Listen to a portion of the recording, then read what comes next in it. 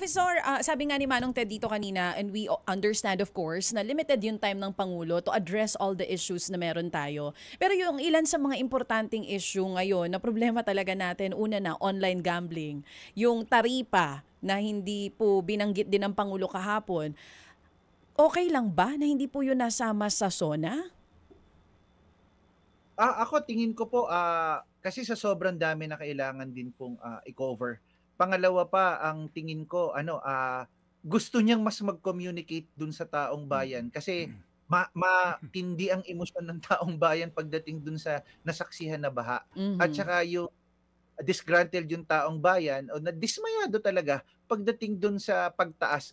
Tingin ko sumentro itong sonang ito sa Mm. usaping ekonomiya at usaping, sikmura na kung saan kulang pa rin din na pag-amin ng Okey. Pangulo yung serbisyo at kailangang agapan. Hindi Mm. lang, ang sentro ng SONA hindi lang yung ano, serbisyong pagbibigay na kulang, pero mas agapan. Mm. Kasi naramdaman din ng taong bayan na parang ang bagal yata, parang hindi gano'n ka-responsive itong Mm. gobyerno natin sa ating mga Mm. pangangailangan ngayon. Okey. So tama lang din, ba Professor na hindi siya magbanggit ng anumang lalo magpapahati-hati sa atin sa usapin ng politika, gaya ng impeachment, ICC detention, itong mga isyung ito na much more na magpapahati-hati sa bayan?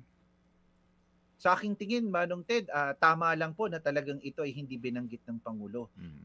Kung ako po bibigyan ng pagkakataon na bigyan ng grado at Mm. i-analyze Mm. pang mas malalim, napakaganda nung naging tenor at naging approach ng ating Pangulo.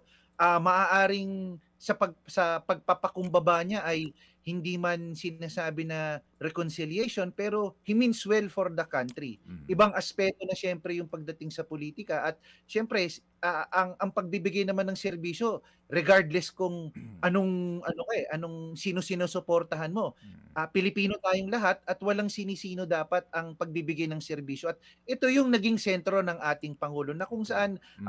I would commend the president in doing so. But of course, ang ano natin, wishful thinking natin diyan, Manong Ted, is maisakatuparan lalo na yung huling-huli Yes. na binanggit ng ating, Oo. Pangulo.